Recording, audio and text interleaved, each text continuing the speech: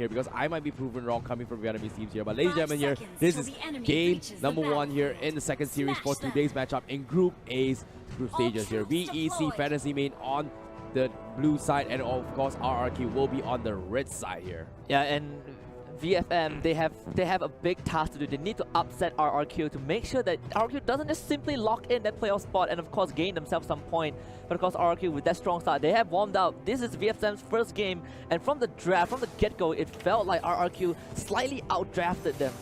Not necessarily here. It's all about execution here. But in this case, let's take a look how they're going to be playing as a win. They're going to be taking a little bit damage here. However, they're pretty much half HP here from side RRQ. So going to be contesting the gold buff for themselves here. But seeing how they wooden mask here, we see double wooden mask coming from RRQ. Same goes for VEC Fantasy main. So nothing too much out of ordinary. But well, they're going to be respecting each other's territory. Nothing too much of an aggressive plays coming in from both these teams.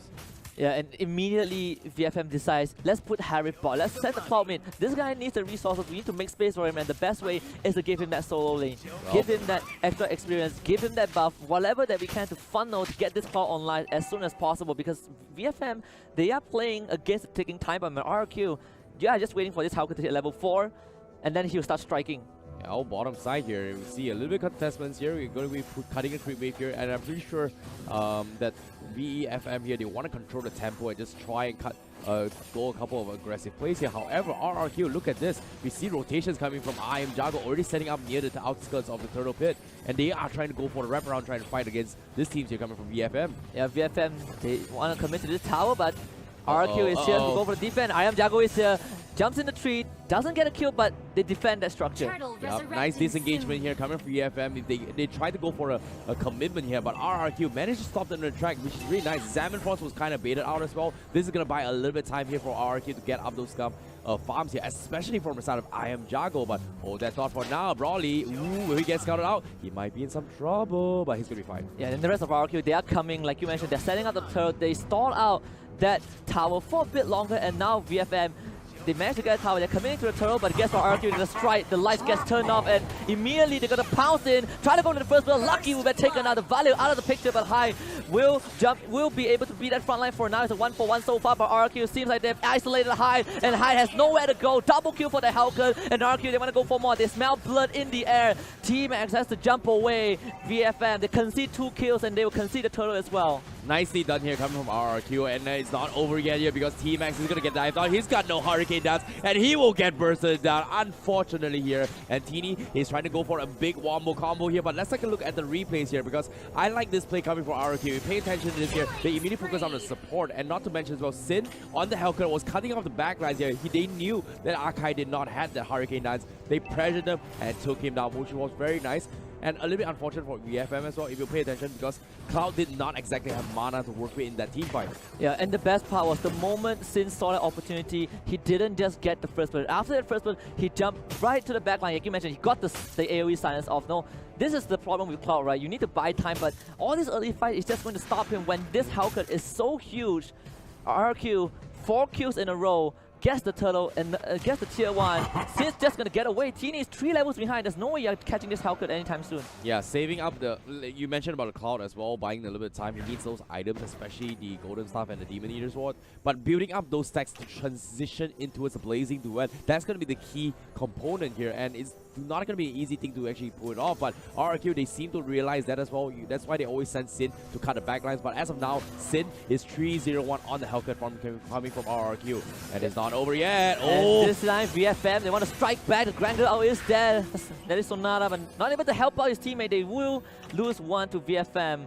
Yeah, 2 times in a row here coming from Win, getting taken off here. Good catch there coming from VFM, but it's only a support there. The T1 is going here, and Sin getting a solo kill on Cloud, and that's going to be unfortunate there. And he's got 4-0-1 right now. And this is the nightmare that we've been talking about for VFM. They're playing on ticking time bomb.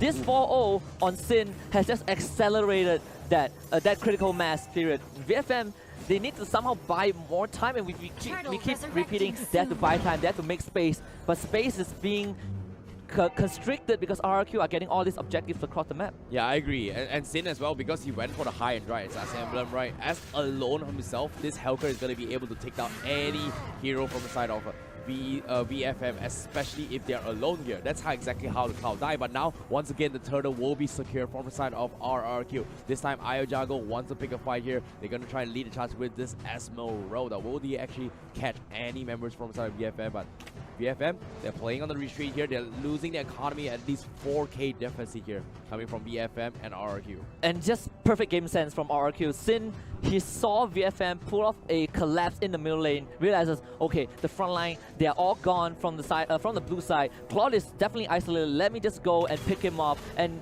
that's what happened that led to Claude's death. Now it's going to be RRQ again gaining the lead. They're going to extend this goalie as much as they can. They're not in a rush. They already hit that critical mass earlier than expected. Now Kai's going to get the pull as well. Lucky, not so lucky this time. Hylos will be the one taking that out. Yeah, nice divine judgment there coming from RRQ, catching off Lucky, like you said as well. But it's like I said, you know, the Cloud needs more items. Demon item up already. Cloud. Broly's gonna go lead the charge here. How do we do this here? And they're gonna fight this. Harif, he's doing his best. Hyde will not be able to get any kill onto Liam. This Hylos is pretty much unkillable at this point. You need more commitment. Thank God that Sin was not there, but even so, it kind of proved that how RRQ are so far ahead that VFM just was ineffective against them, and because of that, Sin again making space. You're kind of playing like they're trying to play like this Marsha 4-1 composition, even though it's not the Marsha, but because again Sin has such a big lead, he can go across the map.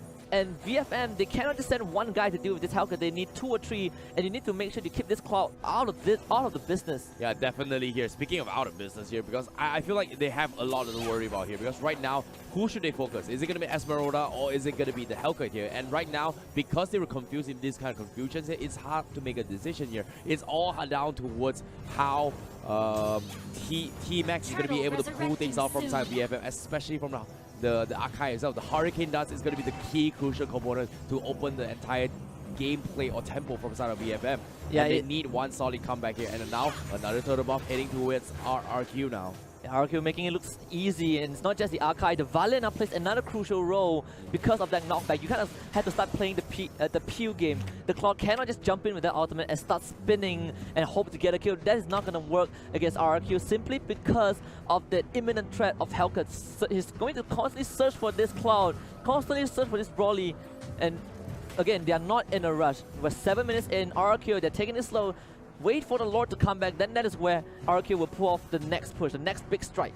Yeah, speaking of the next big strike here, T-Max, he needs those fights here. RRQ, they're lying in wait, they're camping their way through, hoping to catch a couple of mistakes here, and you can see they're setting up shop from RRQ, and VFM, you can see as well on the bottom, on the mini side of the map as well, you can see Lucky on the volley was just a little bit scared to actually push too far off, but now they scout this out here. Will they catch off Lucky again? This is a goal. He goes in. Ooh, gets pushed back. He's going to be fine. Falling Star Moon as well. T-Max going for the Hurricane Dance. He's going to connect on one here. He will get the sin here, but that's going to be Hellcat. And a big spin. Ultimate here coming from Arda. Connects on the dot, but it's going to be enough to revitalize from Liam. Keeps him alive. They take down the Archive, but unfortunately, VFM, they lose 3. They lose 2. RRQ is so far ahead right now, and they can't seem to be taken down by VFM. Yeah, Broly is the last man alive trying to get away, and he will be able to buy time for his team, but like you say, RRQ with the lead, they had the item advantage. They were ready for that. That was the best fight that VFM could have gotten, and they were not able to close out that fight. And now it's Broly.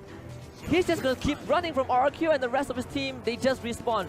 Yeah, he has to buy a little bit of time here because Broly, he needs more items. He want to hit so much damage. You saw the Blazing Duet. He did almost nothing here, but a clutch revitalize from Liam here on that Hylos was the one that set the tempo for the team. Blazing Duet getting forced out. Iron Jungle getting baited for the falling star here. But Broly, he's trying to buy a little bit of time here for VFM, but unfortunately, he gets taken down. What were you thinking? Nice juke there, but bottom of the space for bottom side here for the Badang to actually get some farm from the side of VFM. Yeah, that was the best case scenario for VFM. From that team fight onwards, everything fell into place, but you say the critical revitalized save RRQ in that fight, and they managed to get 4 in return. Broly, great mechanical display, but just the deficit alone allowed RRQ to not be afraid of him. You can see Esmeralda, I am Jago, just, wow, you want to shoot me? I'm just going to let you shoot me and I'll finish you off. Sin was on the way as well, so there's no way that Broly can get out of that. But the time bought not really sure if this is enough for VFM Yeah, because we're looking at a 10k goal lead for exactly. RRQ. It's not going to be enough here because right now RRQ, they are in at least 1 or 2 core, 1.5 core items here for all of these players, especially every single hero from RRQ. And I'm not so sure how VFM is going to be able to punish this here. They need to get a nice pick-off again, and taking Sin was going to be a great target for them. Same goes for I Am Jago, but can they take it? Do they have enough damage to take it down? That's going to be a question here because now they have like mages, they have a lot of lockdowns here. Harif needs to carve up online, and they need the cloud as well. Lord, and Lord they get the pull. Very low. Ooh! Instant pull, killing off the Violet. That is the Lord. RRQ.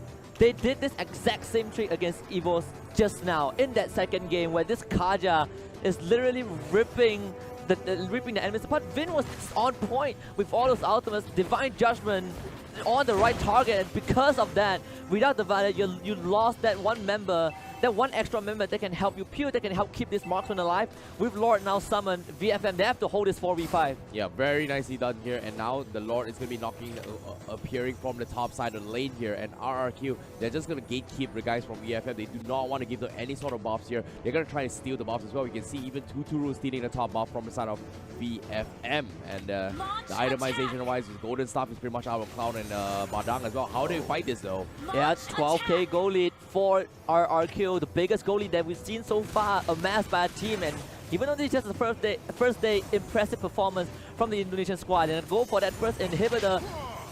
It's going to be VFM trying to make something happen. There go Team X goes in for the Hurricane Dash. He does get 4 targets, but the damage isn't enough. Harry will find one. They force RRQ to retreat, but the Lord is already in the base. Vin managing to get that top inhibitor. VFM, they saw this out for now, but the damage is done by RRQ.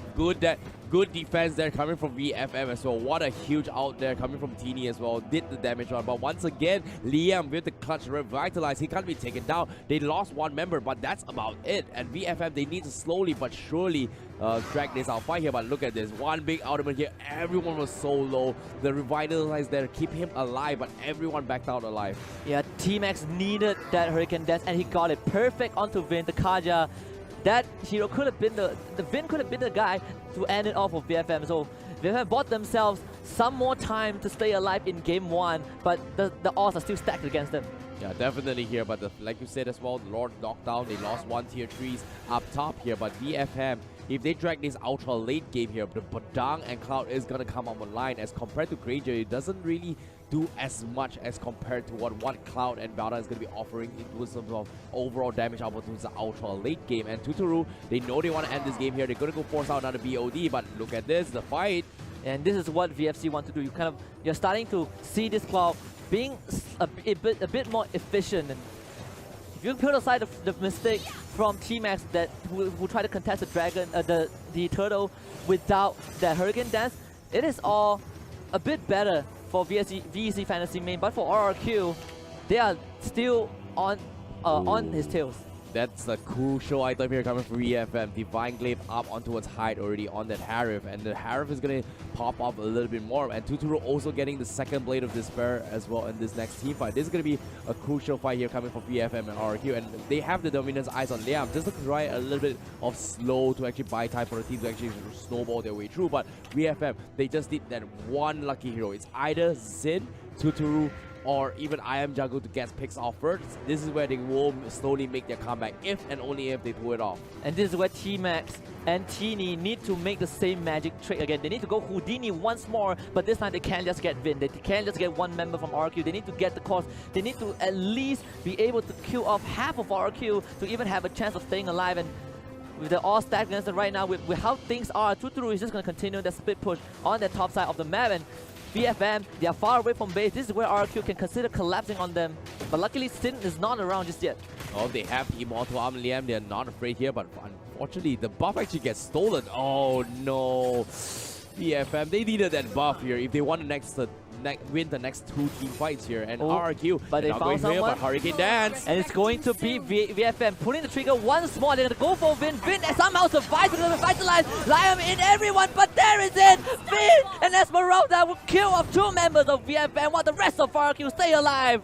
They find the fight that they need, and guess what? This is the second Lord for RRQ. Oh, nicely done there from RRQ. Great attempt there with the Hurricane Dance, but unfortunately, it was just too hard to fight here. The Hellcat is just too great to go. Divine Judgment on Sprite win here, but he doesn't care. He's got an Immortal. He can tank the tower. Why not? Worth it here. Tuturu gonna poke the tier 3s, and slowly but surely, they take the Lord as well on RRQ. They're thinking about closing the game, but Tuturu, oh! Wow! The Death Sonata from Tuturu. Here comes Iron Jago. He wants more. Tier 3s are down. Another one in the middle. VFM. How will they defend this? Lucky and Teeny still alive, but the crystal is gonna be game. RRQ takes game number 1.